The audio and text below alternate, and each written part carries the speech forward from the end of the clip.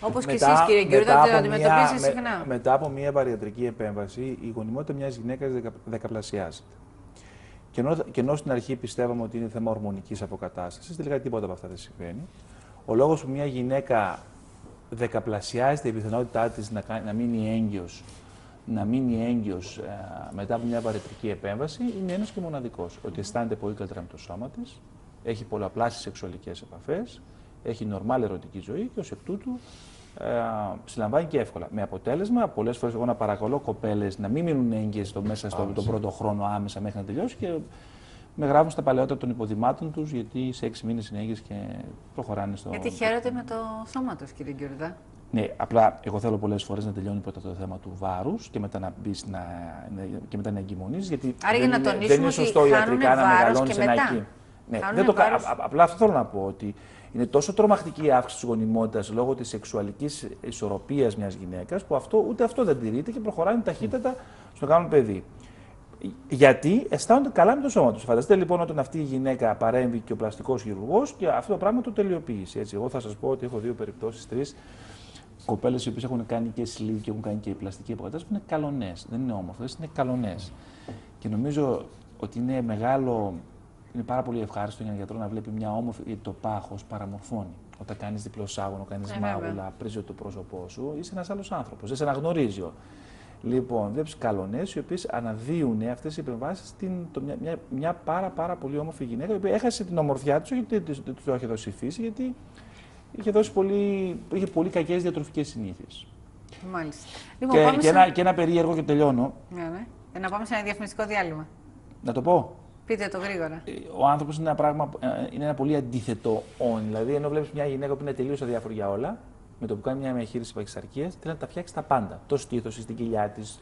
Δηλαδή, πιάνει ένα ναρκισσιστικό σύνδρομο και θέλει να τα φτιάξει. Ενώ για χρόνια. Πάει στον κύριο Νταμάγκα και μένει εκεί. Όχι, ενώ έβλεπες μια γυναίκα που αδιαφορούσε για όλα, ξαφνικά θέλει να τα φτιάξει όλα. Μετακομίζουν σε εσάς μετά, κύριε Νταμάγκα. Υπάρχει μαζική έκθεση στο φοβικό αντικείμενο. Αυτό που στην αρχή φοβόντουσαν ή το απορρίπτανε, μετά είναι μαζική έκθεση.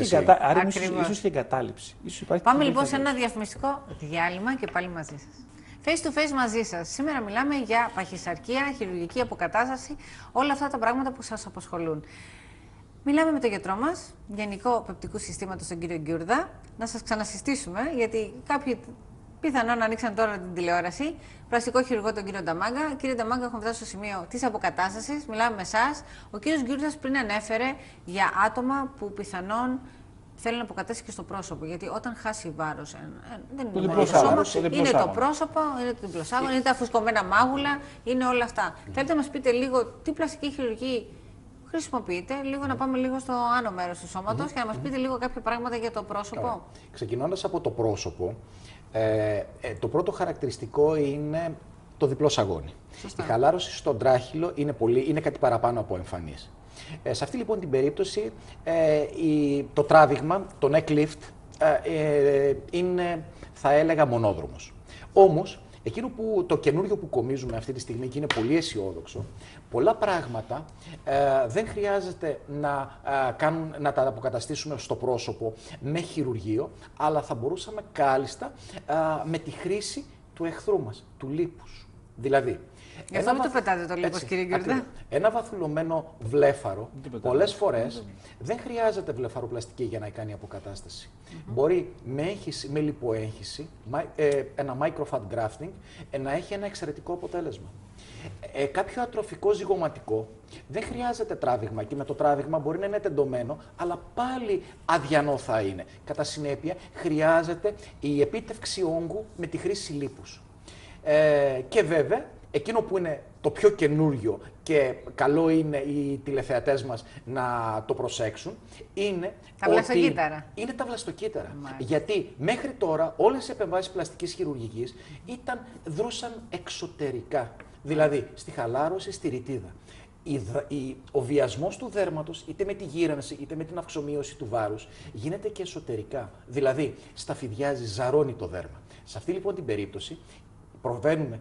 Μέχρι τώρα έχουμε πάρει το λίπος σαν filler, σαν γέμισμα και στη συνέχεια κάνουμε έναν περαιτέρω διαχωρισμό Και αυτό το γαλακτώδες ενεώρημα το εγχύουμε στο πρόσωπο, στον τράχυλο, στο μπούστο που είναι αφυδατωμένο και ζαρωμένο, με αποτέλεσμα υπάρχει μεγάλη αναγέννηση. Δηλαδή γίνεται η ποιότητα του δέρματος εξαιρετική. Αυτά σε γενικές γραμμές όσον αφορά στο πρόσωπο, και εκείνο το οποίο θα έλεγα είναι το εξής, για ένα επίσης αισιόδοξο μήνυμα που ήθελα να περάσω για τους άνδρες που ενδιαφέρονται για το στήθος. Πολλές φορές, επειδή η χαλάρωση είναι αρκετά μεγάλη, δυστυχώς υπάρχει μια μεγάλη τομή.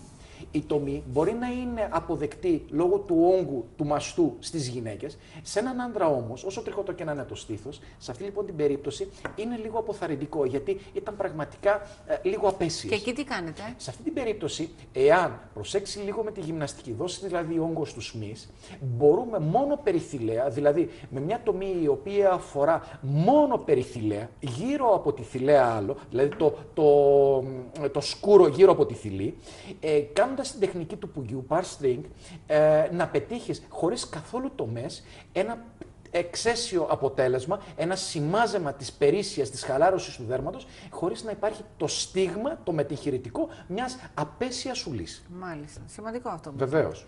Τώρα, περισσότεροι γυναίκες ή άντρες κάνουν αυτά τα χειρουργία? Both. Και οι δύο. Θεωρώ ότι όταν φτάσουν στο σημείο να χάσουν και οι δύο και να φτάσουν στο επιθυμητό ή 15 με 20% του ιδανικού επίπεδου του βάρους, τους ανοίγει η όρεξη ανεξαρτήτως φύλου. Εκείνο το οποίο όμως θέλω να παρατηρήσω, χωρίς να εισάγω και ένα δαιμόνια, είναι ότι επειδή το lower body lift, δηλαδή η ανόρθωση του κάτω ήμιση του σώματος, δίνει εξαιρετικά αποτελέσματα και στην κυταρίτιδα, πολλές γυναίκες, τολμηρές κατά άλλους, πολύ απαιτητικές για κάποιους άλλους, επιθυμούν, αντί να κάνουν μια συμβατική μέθοδο, επιθυμούν την ανόρθωση του κάτω ήμιση του σώματος, το lower body lift, για να πετύχουν μετά τα 40-45, αν επέλθει μια χαλάρωση, να αντιμετωπίσουν την κυταρίτιδα και τη χαλάρωση των μυρών. Μάλιστα. Χωρίς να έχουν πρόβλημα παχυσαρκίας, δηλαδή χωρίς να έχουν χάσει πάρα πολλά κιλά. Δηλαδή γυναίκες φυσιολογικής κατάστασης. Μάλιστα. Κύριε Γκιουρτά, έχετε κάτι να προσθέσετε? Εγώ έχω δύο απορίες προς τον Άρη. Άρη, όταν μπαίνουν στην αυξητική μας τα ενθέματα, γιατί άλλες φορές είναι περιθυλαία η τομή και άλλες φορές είναι από κάτω? Όχι, αυτό είναι επιλογή του. Είναι μια ερώτηση που μου κάνουν πάρα πολύ. Εδώ στην προκειμένη περίπτωση δεν είναι ούτε περιθυλαία ούτε υπομάστια. Πέρα από την τεχνική που είπες, γενικά μιλάω για την αυξητική μαστών. Είναι το πόσο είναι εξοικειωμένος, υπάρχουν υπέρ και κατά. Βέβαια, σύμφωνα με μια εργασία την οποία έχει κυκλοφορήσει από τον Ντάλλας, και είχα την τύχη να θητεύσω δίπλα στο συγκεκριμένο. Έχετε πάει στο Southwestern University of Dallas. Μιλάει ότι το 67% των απανταχού πλαστικών χειρουργών προτιμούν την υπομάστιο. Γιατί η υπομάστιο συγχωρεί. Είναι ακριβώς πάνω στην πτύχωση. Μιλάμε για τη ρίζα του μαστού. Οπότε σε αυτή την περίπτωση, και πολύ καλό να μην είναι το αποτέλεσμα, δεν γίνεται αντιληπτό. Ενώ περιθυλαία συνήθως είναι πολύ μικρή η θηλαία άλλος. Άρα έχουμε και όταν θέλουμε να βάλουμε μεγάλο ένθεμα, είναι πολύ πιθανόν πιο δύσκολο να εισαχθεί σε σχέση με την υπομάστια. Και αυτό που οι γυναίκες έχουν το πρόβλημα που φαίνεται η τομή από κάτω είναι ένα πρόβλημα που τους απασχολεί πάρα πολύ σε αυτό το πράγμα. Εδώ μπορούμε να την παχυσαρκία έχουμε πολλά τέτοια. Εδώ μπορούμε. Πρώτον, είναι πάνω στην πτύχωση σχεδόν. Όπως και ανόρθωση που γίνεται σταυρός. Ναι, εκεί και αυτό είναι ένα αισιόδοξο μήνυμα, ότι πλέον είτε κάνουμε μόνο μαστοπυξία, είτε κάνουμε μαστοπυξία με τη χρήση ενθεμάτων, μπορούμε μόνο με κάθετη τομή. Δεν χρειάζεται να κάνουμε σταυρό. Η οριζόντια τομή έχει πλέον εξαλειφθεί. Αυτό είναι με την καινούργια τεχνική. Είναι εντυπωσιακό ότι υπάρχουν γυναίκες που τις χειρουργείς παχύσαρκες έχουν τεράστιο μαστό και όταν χάσουν τα κιλά τους είναι λες και έχει εξαφανιστεί ο μαστός και υπάρχει μόνο ένα δέρμα. Και τελικά όλο αυτό το πράγμα. Ήταν μια λιπαποθήκη. Τι να στο πω. Ήταν μια λιπαποθήκη. Αυτό είναι ο πραγματικός μαστός που έπρεπε. Αυτό είναι ο μαζικός αδένας. Τώρα ήταν λίπος. Ήταν αποθήκη λίπους. Καταφεύγουν όμως σε αυξητική στήθος σε μια τέτοια περίπτωση. Γιατί όσο να έχουν συνηθίσει να έχουν ένα τεράστιο στήθος. Ναι, με αυτό κάνουν. Και θέλουν πάλι. Και είναι εντυπωσιακό ένα πράγμα στην πλαστική χειρουργία που άρεσε το ξέρετε από μένα. Όταν μια γυναίκα έρχεται, άλλο βλέπει ότι είναι άλλο το πρόβλημα και άλλο την πειράζει. Δηλαδή μπαίνει μια γυναίκα και λε: πρέπει να τη φτιάξουμε το στήθος. Και σου λέει: πρέπει να φτιάξω το πόδι μου. Μα ενώ στον καθρέφτη εσύ που είσαι αντικειμενικός παρατηρητής, λες το πρώτο πρόβλημα είναι το στήθος της. Και όμως η ίδια έχει καθυλώσει ότι υπάρχει πολύ υποκειμενικό σε αυτή τη δουλειά. Και γι' αυτό και ποτέ δεν υποβάλλουμε, ζητάμε πρώτα. Γι' αυτό και πρέπει να γίνονται τεράστιες συζητήσεις. Κύριε Νταμάγκα, πριν κλείσουμε την εκπομπή, θα θέλουμε να μας δώσετε κάποιες συμβουλές. Εγώ μια τελευταία ερώτηση, Άρη, κατά πόσο με ρωτάνε συνήθως, μαστός και κοιλιά γίνεται ταυτόχρονα? Γίνεται ταυτόχρονα, αρκεί χαλαρή όμως... μαστή, χαλαρή κοιλιά. Γίνεται, μπορεί να γίνει ταυτόχρονα, απλώς πρέπει να είναι προετοιμασμένη. Να μην γελάσουμε καθόλου για μια όχι. Είναι ένα μακρό, είναι πολύ οροχειρουργείο. Στην Αμερική είναι πολύ σύνηθες αυτό. Δηλαδή, αυτό που λέμε total makeover. Ουσιαστικά αφιερώνουν μια μέρα για την αποκατάσταση όλου του σώματος.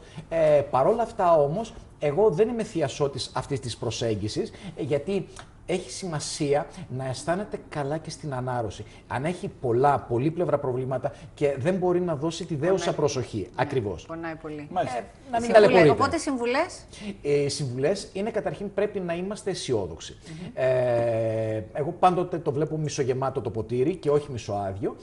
Κατά συνέπεια, εάν αποφασίσουν, καλό είναι φυσικά να υπάρχει πρόληψη. Αλλά λέμε όμως μιλάμε επί ενός υπαρκτού προβλήματος που δυστυχώς υπάρχει, δεν μπορούμε να κάνουμε κάτι γι' αυτό. Σε αυτή λοιπόν την περίπτωση, όταν μπαίνουν σε αυτή τη διαδικασία, είτε με τη διατροφή, γιατί επαναλαμβάνω, υπάρχουν και νέα άτομα που έχουν χάσει πολλά κιλά, αλλά ή έχουν υποστεί βαριατρικές επεμβάσεις, θεωρώ ότι θα αισθάνονται πλήρεις εάν ολοκληρώσουν με την αισθητική αποκατάσταση ολόκληρη τη σιλουέτα τους. Έχω μια προσωπική ερώτηση να σας κάνω. Παρακαλώ. Μιας και πήγατε και στο Queen Victoria Hospital της Αγγλίας, ναι, και στην Αμερική. Πού σας άρεσε καλύτερα? Με μεγάλη παρησία λέω στην Αμερική.